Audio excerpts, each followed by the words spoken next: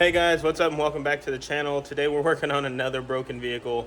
The FJ decided to throw some codes for a knock sensor and some speed sensors as well. So I got all the sensors in to replace those broken parts, as well as spark plugs. While we're down that far, I'm gonna go ahead and replace those too.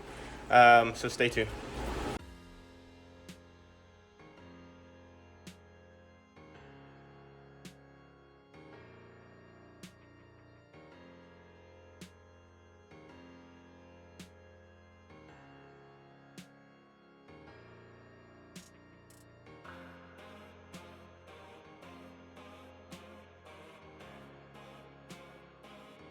So here we go. First couple steps, you got to disconnect the sensor.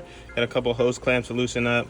There's two hoses down here that you had to take off of these two nipples on this cold air intake, just to make room to get to the bolts for this upper intake. Concurrently to this, I am also draining the coolant. There's just a little turn tab down here. You twist that to start draining the coolant. I think there's a skid plate you have to take off if you're on a stock FJ. But since I'm running an aftermarket bumper, I didn't have to do that. All right, guys, again, I'm gonna keep this very general. So you got a connection here you gotta undo. You got a hose here you gotta undo. And then there's 3 brackets, 1, 2, and 3 in the back that are gonna have to be undone. There's a connection right back there at the back of the motor you gotta do. Then there's going to be a 12-inch or a 12-millimeter bolt, and then you're going to have a mix of 8-millimeter Allen keys to get this upper intake off. All right, guys, I'm getting to the point now where I'm about ready to lift up this upper intake out of here, but I have been fighting the wiring harness because there's a, if you can see right there, there's a 10-mil bolt that goes in right there that bolts into the back of the intake. Kind of fought that for a little bit getting it out, and then I also had to run to the parts store to get the 8-millimeter Allen bolts, because of course I had the wrong size Allen head.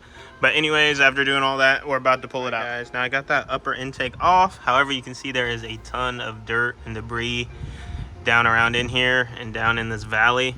So I'm gonna get the shop vac out and try to clean as much of this as I can out of there, because as soon as we lift up this lower intake piece, that will fall into the cylinders, and we don't want that to happen. So I'm gonna go ahead and get the shop vac and try to clean this up as much as I can. All right, so I just ran the shop vac through here to get all the loose dirt I could. Now I'm gonna start taking off these connections at the back of the intake, and then once those are done, I'm gonna start working on the lower intake bolts. All right, so I wanted to be a little bit more thorough on this and explain this for people who need more explaining like myself. But what I'm actually doing right here is I disconnected all of the injectors, and then right there on the back left and on the back right are your 2 fuel lines. But just to be a little more thorough, they do have these covers on them that protect them. So this gray one is the one that goes on that right one, and this black one right here is the one that goes on the right one. So these are just little covers to protect those squeeze clamps on those 2 fuel lines right there, being the yellow right there and then the green right there. So these did have these covers on it, just for those of you who are wondering what these are. So the next step is to disconnect these 2 fuel lines, and then I can go ahead and start getting after the bolts holding that lower intake in. You do not have to remove the fuel rails from the lower intake. You can just disconnect those fuel lines and then hit the lower intake bolts.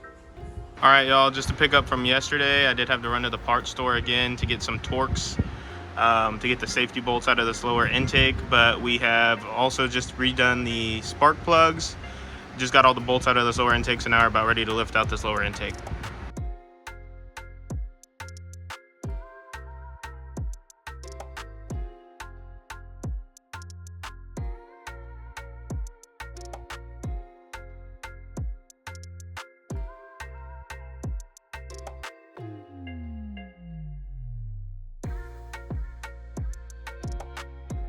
All right, guys, we got that lower intake removed. Now we're about to cut these brackets on these coolant lines. So there's one right there and then one in the back. We're gonna cut those with a little hand saw that I got from Amazon, so that we don't have to take the cylinder heads off to get to these knock sensors. I wanted to talk you guys through this too. There's a total of 12 bolts that come out of this lower intake. We were kind of confused on that. It took us a little while to fill it out. And there are some tamper-proof Torx on it. It takes a T40 with a tamper-proof hole in it to get those out. So I just wanted to clear that up because we were a little confused on that.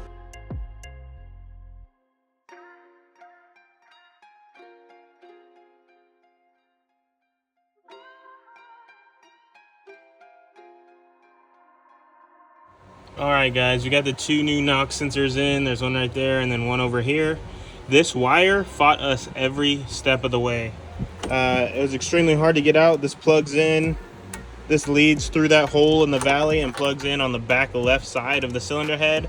And it's a fight to get back there. And with this thing being lifted, it made it even more difficult to get back there and get that plug.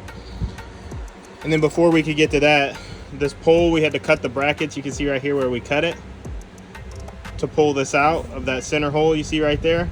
This fought us every step of the way too. It took us a decent amount of time to get this to pull out. But once you got this to pull out, then that's how you got your access to your knock sensors.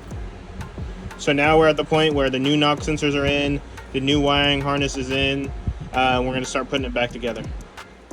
All right, y'all, we got the lower intake and the upper intake back on. Everything's tightened down and torqued. Now we're putting coolant back in the car before we get ready to start it up. All right, guys, before I wrap this video up, I just also wanted to show you where these wheel speed sensors are. Here's the one at the rear of the vehicle, and then I'll show you the one at the front. All right, guys, and here's the one in the front. It's right behind the caliper, and this dust guard plate is where you'll get to the one in the front. All right, guys, so that's gonna wrap the video up on these knock sensors and on the wheel speed sensors. Again, I wanna give a huge shout out to my brother and my dad, because if not for them, I would not have been able to do this, just because I am currently coming off of rotator cuff surgery and have like no strength in my right arm at all. So I wanna say thank you to them. And also, if you guys like this video, hit the like and subscribe button, as well as those post notifications to keep up with me, and I'll see you guys on the next one.